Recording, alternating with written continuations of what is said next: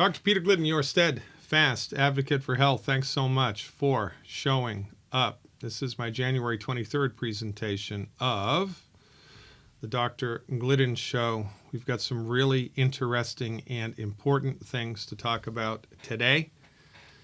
Number one, when is the BRCA gene not a gene? The BRCA gene, of course, the famous breast cancer gene that Angelina Jolie made famous. Some very interesting insight into that whole concept. Part two, cholesterol myth busting, brought to you by yours truly. It's hard to be the smartest person in the room, but that mantle has to fall on somebody. And we're going to finish it off with my inexpensive, non-pharmaceutical, no supplement necessary health hack for knee pain. It's really cool. It's really effective. You're going to love it. So without further ado, what say we jump into the deep end of the pool? Welcome aboard. I am Dr. Peter Glidden, your steadfast advocate for health. So the BRCA gene, which is the golden child of the Susan G. Komen Foundation, right? Let's find a cure for breast cancer.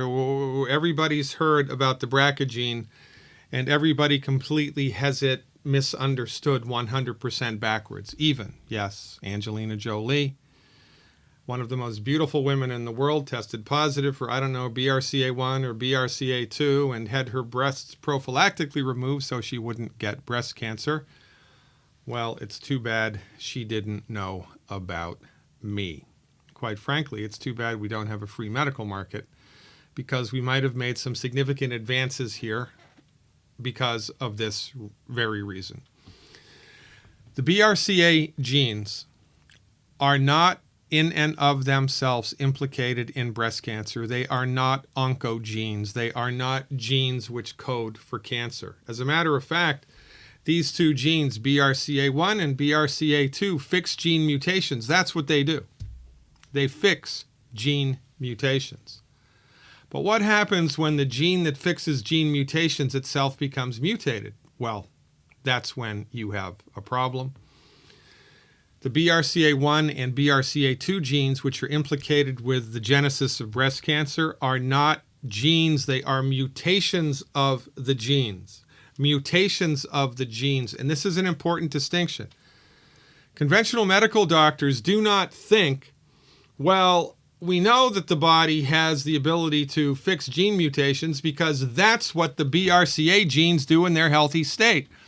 So therefore, why don't we do research to figure out what caused the genes to mutate in the first place, to stop that from happening, and or maybe, get them to unmutate. Let's try that. But that's not how conventional medical doctors think, because conventional medical doctors are stymied and cornered by the pharmaceutical industry. And, thank God for Novocaine and thank God for insulin, but for goodness sakes, enough is enough. In a medical marketplace which is founded on old-fashioned, outdated reductionism, which I talked about at length in my first Dr. Glidden Show episode of 2019, it becomes problematic. Medical doctors go down a particular road until they hit a dead end, and then they just abandon it and look somewhere else. The halls of modern medicine are littered with ineffective, false theories, for goodness sakes. And quite frankly, there's more money in radical mastectomy and radiation and chemotherapy than there is in coming up with a prevention treatment so that the genes would never mutate in the first place. And see, again, this is the problem with the monopolization of the marketplace that's been in place for 106 years.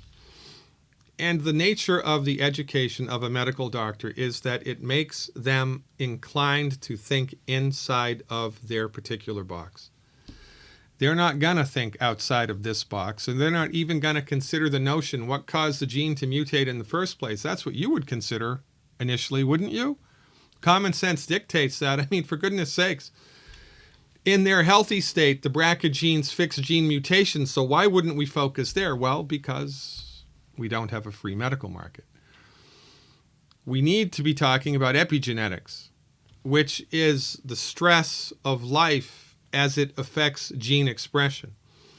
The stress of life as it affects the BRCA gene mutations. What made them mutate in the first place? That's the question that should be asked and answered, but it is neither asked nor answered in the 21st century cancer treatment strategy academic circles. It's not even, it's laughed at, quite frankly. And this is a problem. This is such an important topic, and I've put together a 50-minute, I think, webinar on epigenetics, which walks you right through it. It explains it. Walks you right through. And by the way, you've been tricked into thinking that genetics is a difficult concept to understand. I mean, let's be honest.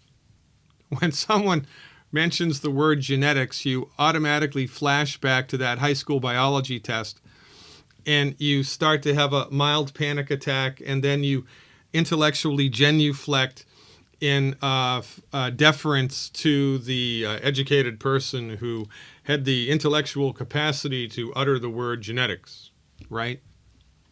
It's really not that difficult a concept to understand, and this is my strength, helping people understand what seem to be complicated medical subjects in easy, breezy, lemon squeezy terms. This is important stuff, and you need to know it. We need to teach this to everybody in high school, starting in high school. But that's not how the culture is right now, and that's why this information is necessary. So go to my website, glidden.healthcare, and pick up a copy of my video on demand, Epigenetics. It's going to bring you right up to speed with this very important to understand subject. Let's move on. Cholesterol myth busting. One more reason to hire Dr. Glidden now and to lean on his information, because quite frankly, science doesn't care whether you believe it or not. And in order to get an objective scientific understanding of any medical concept, you need to come to me, because conventional medical doctors are anything but objective, for goodness sakes. And you know, bless their hearts, they're exactly the right dog for the hunt for surgery when it's necessary, a handful of infectious diseases and trauma care. That's their wheelhouse. But for everything else, forget about it, for goodness sakes. And this overarching myth that cholesterol is related to heart disease is a big bad voodoo daddy, and it is predominant in medical academic circles, even though it is not backed up by research. A little bit, but you know, there's a ton of research that points in contrary directions, but nobody pays attention to it. Some fun facts to know and tell about cholesterol itself. It's referred to as a fat, but the more correct term for it is it's an alcohol. Did you know that? But it really doesn't behave like an alcohol because it doesn't dissolve in water. As a matter of fact, all of the cells in your body, every single cell in your body, billions, by the way, skin cell, liver cell, brain cell, heart cell, kidney cell, doesn't matter what kind of cell it is, it has a cell wall. Guess what the wall's made from? Wait for it. Yeah, cholesterol. Not only that, but over 75% of your central nervous system and nearly 100%, nearly, of the part of your brain affected by Alzheimer's disease, guess what? Made from, wait for it, cholesterol. For goodness sakes. Oh yeah, I almost forgot. All your stress hormones and all your sex hormones made from, wait for it, cholesterol. You got to be kidding me. So why is cholesterol a big bad voodoo daddy? Why is cholesterol the Antichrist? It's not, for goodness sakes. The pharmaceutical industry would like you to think that it is, so you buy more statin drugs to the tune of $50 billion a year. There's a lot more to this subject that you need to understand, and you needed to understand it 30 years ago.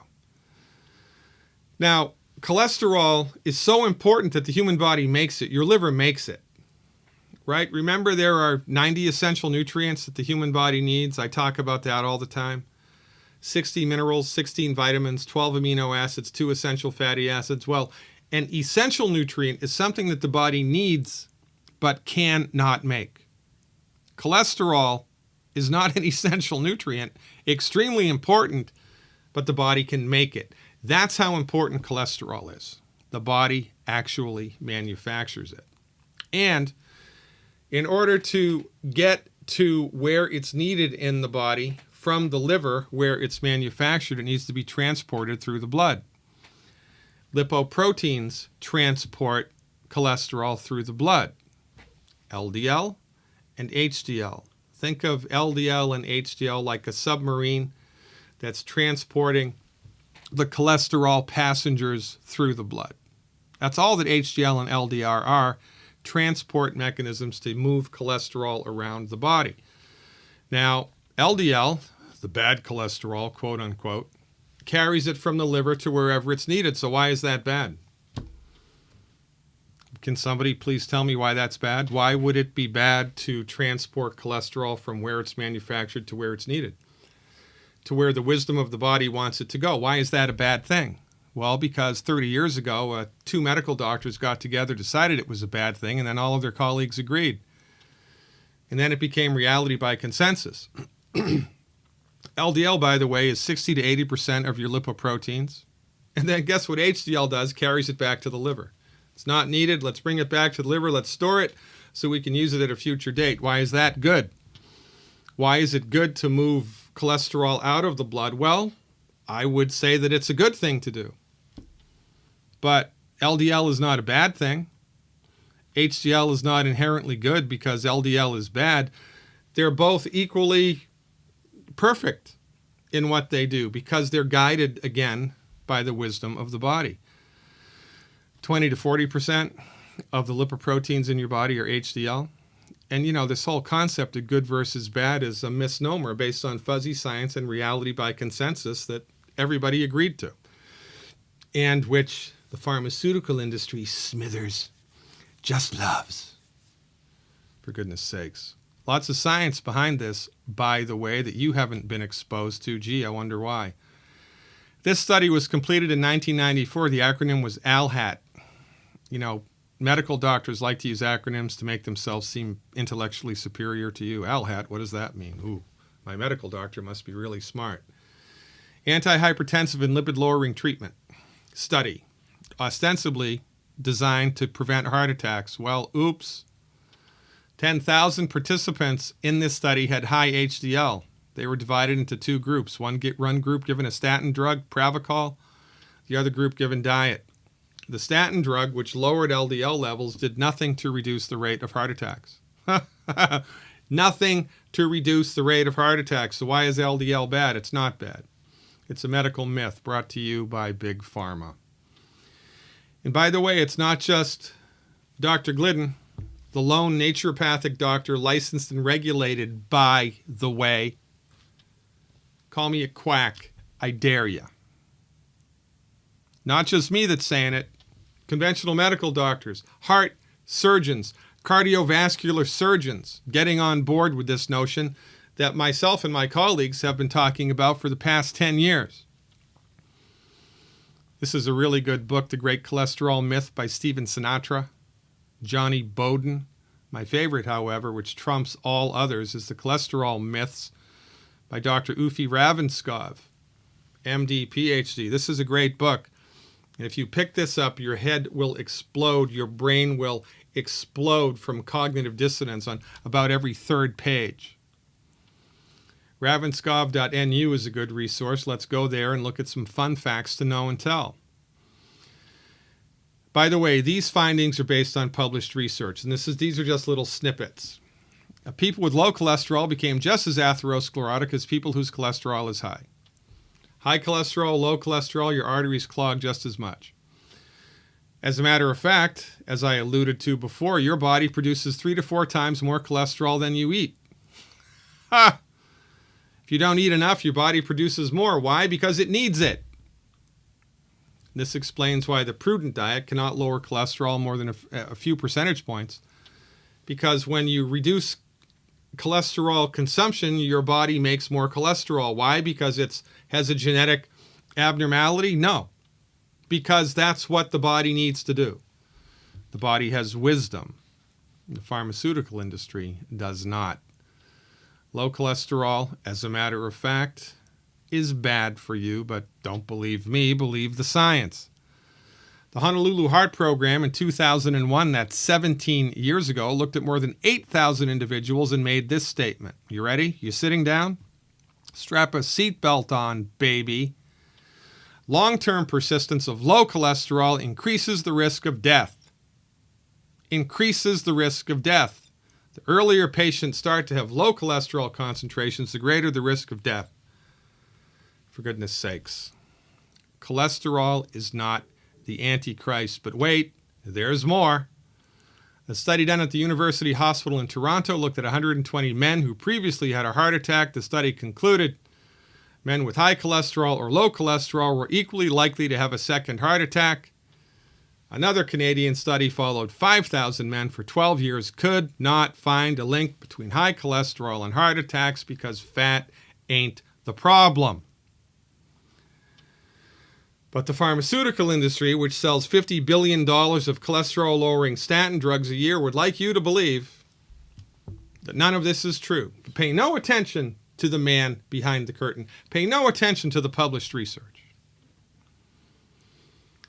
You know, this is the tip of the iceberg concerning this subject, like the epigenetics subject. A lot to know, a lot to understand. Fascinating, interesting, compelling, really kind of cool when somebody lines it up for you like me.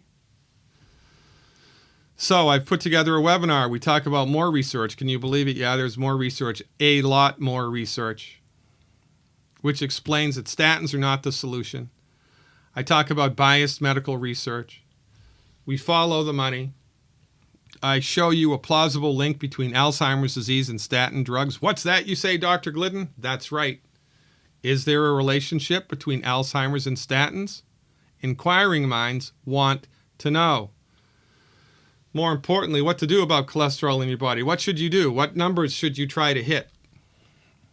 That's a good notion to know. Presumptive causes of clogged arteries. It's not cholesterol, for goodness sakes. You know, we need to come together here because, I mean, look, conventional medical doctors are great for surgery when it's necessary, a handful of infectious diseases, and trauma care. They're really, really good at that. But for things like heart disease, they're horrible. High blood pressure, cancer, forget about it. While, as a matter of fact, while you have been under the tutelage and the care of your conventionally trained medical doctor, while you've been paying handily for medical insurance premiums your whole life, you got sick. Your arteries got clogged while you were under their care. And so rather than criticize the care, which, you know, politely, you go back to them for more. And the only reason that this happens is because we haven't had a free medical market in the United States since 1912. That's 106 years of the monopolization of the medical marketplace. There's a lot to understand here, and this is my wheelhouse. Go to my website, glidden.healthcare, and gain access to my video on demand cholesterol. But, you know, before you purchase access to this video on demand, I want you to get some heavy books, put them on your head, a seatbelt, tie it around your chair, because this video will make your head explode and knock you off your socks. Knowledge is more than power here. Again, it can save your life. All right. You ready for the health hack? I know it's the only reason anybody watches this. All right, today's health hack, knee pain management without drugs. Knee pain management without drugs. This particular strategy, by the way, has been published and proven to be effective. Now, you know, for some people it's going to be a little effective, for some people moderately, and for some people really super effective. And here's the deal. You ready? All right. You're not going to believe it. Here's what I want you to do. I want you to go to the grocery store and get a cabbage and get a rolling pin. I don't care if it's organic. I don't care what it is. Get a cabbage. Get a rolling pin. Wash the cabbage. Don't even have to wash it, for goodness sakes. Peel a leaf off of the cabbage, put it on the countertop or a butcher block or, a cutting board, and bruise it with the rolling pin. And then apply the bruised cabbage topically over the arthritic knee. Get some ace bandages and wrap it around to keep it secured to the knee. Leave it on for about half an hour. And then you tell me what happens to your knee pain. And then you can repeat this as much as is necessary throughout the day. It is a really great, inexpensive, old-fashioned, naturopathic, effective treatment for the management of knee pain. Now, this should not be considered curative. And we're of the opinion that, with arthritis, the operative driving cause is your joints have run out of the raw materials that they need to maintain their structural integrity.